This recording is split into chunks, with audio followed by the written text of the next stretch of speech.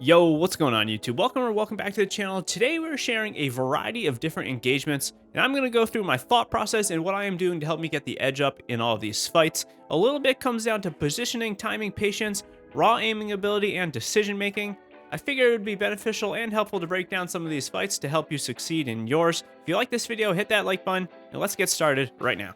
The first engagement has to do with a 3-on-1 scenario. My teammate and I are rotating through the tunnel near the train yard. As soon as we enter the tunnel, we get pushed from behind, we get EMP'd. My teammate is just a few steps behind me. I think this actually ends up getting him down because of it. He gets EMP'd, and then we are getting pushed by all three enemies. What I am doing in this fight is all about kind of making the engagement a little bit longer. I get hit a little bit, I Q away with the Loba bracelet, and then I battery up. During this, my teammate is going to go down and then get finished. Now I am stuck with a 3-on-1, and honestly, during this, I'm kind of thinking that this isn't going to really go too well. I don't really think I'm going to win this one, but I'm going to try, of course, to get my teammate the banner. So what I'm doing right here is I'm getting height on the train car. I'm trying to make the engagement a little bit longer. I'm trying to just get some shots on the enemies. This is all not really working. Also, what I'm doing here is I'm backing up. I'm providing a little bit more space between me and the enemy. This crypto actually ends up coming up on the right, so now we have a 1-on-1. And just a side note, this crypto is wearing that suit skin, and it was really hard to see him in the dark areas. I get that knock, and I want to finish him right away, but you'll notice he actually just pops. This is telling me there's another team there, so now I'm pretty much clueless as to how many people there are left. I move back up, though, to see if I can get the banner, and I notice there's only 2 people left. I make a very aggressive play here by me running up, and I'm trying to outgun these guys.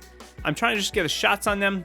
I get one knock, and now I'm feeling pretty good about it. I'm in a 1-on-1. I'm showing a lot of patience right here, bobbing around this little kind of thing in the middle of the tracks, and I get that second finish, and now I'm able to go get my teammate's banner.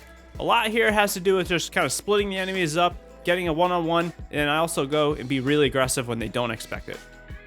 The next engagement is a very simple one, but it shows the power of height. I'm queuing away right here because I hear people coming up behind me, and what's going to happen here is something that you do not want to do as a team. The other team pushes one at a time, and this works in our favor extremely well.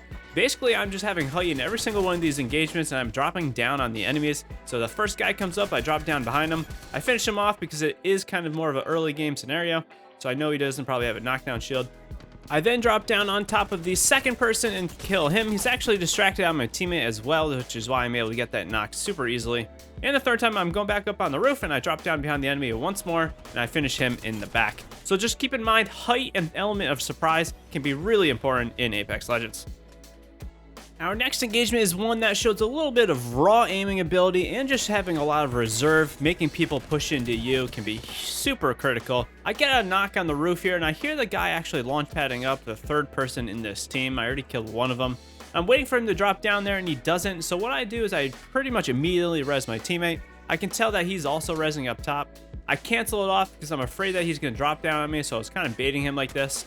They actually get that res off, so I am now in a 1-on-2, and I pretty much be really aggressive here. I slide over to the window. I know that I just knocked the guy that wasn't down before, and then I finish off with a quick side swipe, one tap to that Octane that was down before. Now I'm resing my teammate. During this, we're kind of starting to heal up, plus we hear another team come up. So what I'm going to do here is I'm actually going to use my teammate as a little bit of a distraction, which is something you can do sometimes. My teammate's really struggling here in the early game, and I kind of realized it, so I kind of use him to my advantage. I'm basically just sitting in the corner trying to heal up. During this, we are obviously getting pushed by another team, and what I'm going to be doing here is healing. I pop my ult actually at kind of not too good of a time because the enemy goes inside right as I'm popping this ultimate. However, as soon as this does happen, this guy's not looking at me at all, so I can shoot him right in the back with the Mastiff. I get some good shots on him, and I'm able to get him down. All this is kind of just having the enemies play into my hand. I'm having them come into building. I'm not trying to push them, especially since we are down in heals, and my teammate was already struggling. The next engagement has a lot to do with being in the open and showing a lot of good shooting and having good movement in the open so you're not getting hit and knocked. A lot of times in these couple engagements that are coming up, my raw aiming ability is able to overcome the enemies. If I'm not hitting my shots here, I am probably not going to get out of this alive. So what happens to start all this off is we're actually getting pushed down the hill, and I'm trying to get this crypto. I managed to get that knock on him with the massive shot, but we are still sliding off the mountain. I go up and finish him just so he's out of the game. I don't need to worry about him at all. And he actually ends up getting finished because my teammates finished the people up top. This sends to me that there is no one above me anymore, so I am just kind of concerned about everyone that might be coming up from Skyhook. I try to go inside, but there's actually a guy just ratting in there looking at the doorway. Now I'm really struggling. I portal and then pop that Q to get away just so I'm kind of more hidden and getting out of there. I'm not using my portal right here. You'll see that I'm actually holding it. I'm trying to just say disengage and let my teammates maybe come over and help me. Maybe let the other teams fight since there are 3 other teams still left. I ended up popping this portal and then I'm healing up. I'm actually using the portal as kind of cover right here. I'm kind of sitting behind it hoping maybe they won't see me. It kind of seems to be working. I get some free shots on this person peeking on the hill. He doesn't look at me at all, so this is definitely working.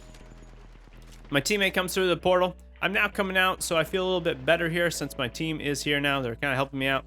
I see that there's people on the left fighting. This Revenant I catch in the act of him popping his totem. I down him and then try him to get the finish. Then there's a Horizon that comes on me, so I finish him with a good massive shots. Now there's this guy to my left shooting at me. I know it's make or break time. I had to hit my shots on this enemy or he's going to kill me. I absolutely laser him with the R99, so I get a little bit lucky here that he missed me. This guy right there could have definitely killed me. Now we're down to 3 teams left, and there's been a lot of knocks right here, so I know it's probably not 2 other full teams. I see that this Horizon or someone is up on the hill here camping it out. This is a big concern for me because I don't really have any way to get up there. We do have a Horizon on our team, so that is a good thing. Now I'm just taking a second, looting a little bit, trying to get some ammo. I see that I'm pretty low on light ammo, so this is concerning to me.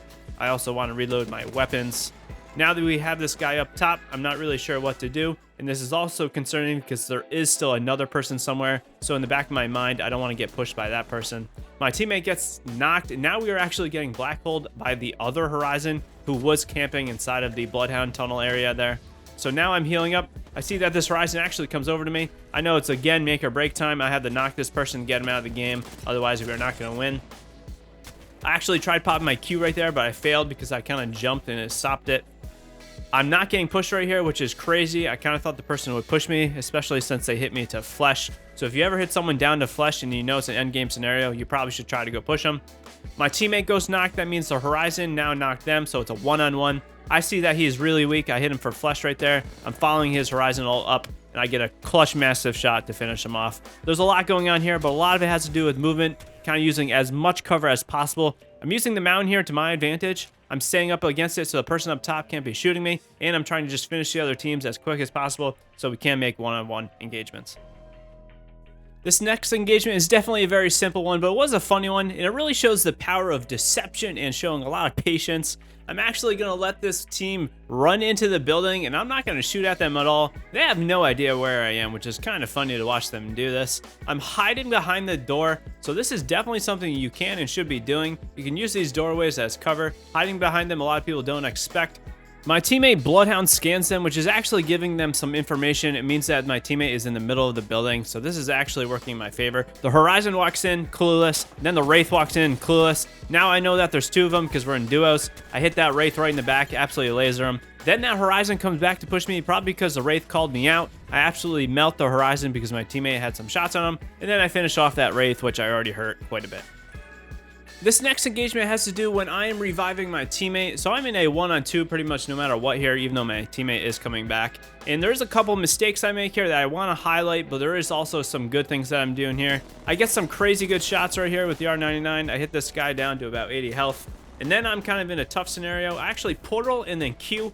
I'm dropping the portal to have my teammate be able to come with me when he gets out of that drop ship. And it does work out. As soon as I finish the portal, I'm popping a battery because I know I need to heal up to full because I am in a 1-on-2 basically. My teammate comes through. My teammate actually goes over to the side to find some stuff. This works out in my favor because the enemies are going to push him and not me right away, which is also very good. I get some good R99 shots again. I knocked this first guy. I'm now at about 120 health. This Wraith comes over though and hits me to only 15 health. Right here is make or break time again. There's white armor right there on the ground that I could have picked up, even though it would have been a little bit risky to go out a little bit farther. Now that I'm only 20 health, I know that I pretty much have no time to heal. So I'm actually being aggressive here with only 20 health, which is kind of crazy thing to do, and it's hard for you to do it. But you need to just push that person and get that finish. I know if I play a little passive here, that person might push me and get a couple shots at me, and then I'm dead. So I'm kind of just being aggressive here and getting that knock and finish that team. Next up, we have a 2-on-2 and an endgame scenario. These don't happen too often in Apex. I find a lot of times you're getting third party and just a cluster at the end for everyone to finish each other. We have a 2-on-2 fight here straight up. I have 9 kills this game. I'm feeling pretty good. I'm feeling pretty confident. My weapons and my kit is pretty much maxed out. I'm doing really well on that aspect. I'm just healing up here to get to full health before we make some sort of engagement. You'll notice that we are outside of circle. We have to push to this team, so I'm trying to make as much damage to make a play as possible. I'm getting shots on enemies before I do eventually end up pushing up. And you'll see here I'm throwing a grenade to kind of get that enemy out of cover. It does work in my favor. I hit that guy in 80, and he actually gets sent flying from that frag grenade. That's always a good thing to know. Frag grenades do send enemies pretty far if they are standing on them. I move up a little bit. I'm now in the circle. I'm shielding up. My teammate's being extremely aggressive. He pushes up. He actually ends up getting knocked. I get down to about 80 health, and now I'm in a tough scenario. I pop that Q, do a little bob, go over this little barrier. I know they're going to push me because they're in a 2-on-1. They know I'm weak. I try to bat, but I see they're pushing. I pretty much be extremely aggressive there. I knock that guy with the massive. And what do? I don't try to heal. I don't try to run away. I instantly push around. I use that little head glitch right there on that Pathfinder in my favor. I go over to that first guy. I notice that he doesn't have the self-res. Then I go back to that Pathfinder and I finish him off. This shows the power of being aggressive again in an endgame scenario. I can see that that enemy is going to push me. I know that I have a little bit of a head glitch from that Pathfinder that's pushing up. So I go up and I do a couple crouch strafing, crouch spamming to shoot that guy with the massive to finish him off. So there you have it, everyone. A few engagements to kind of get your brain thinking about how to approach your engagements different ways. A lot of today was to do with patience and being really aggressive when maybe, the enemies weren't expecting it. The element of surprise in Apex can definitely be a big thing, but also just kind of knowing when to push and knowing when not to push. It just takes time to kind of perfect. And obviously, sometimes you just got to take that risk and see if it'll pay off for you. It won't pay off for you every time. Obviously today, we're showing a lot of the engagements that might have been extremely close but did pay out in my favor, but there's many more where it doesn't work out for me. If you guys do like this video, again, hit that like button, subscribe to the channel. We stream again on Twitch almost daily at 8 p.m. Eastern. I would love if you went over there, drop me a follow. I appreciate you. And if you want to stay in touch with me and the community, check out the community Discord link down in the description below. Thanks so much, and until next time, peace out.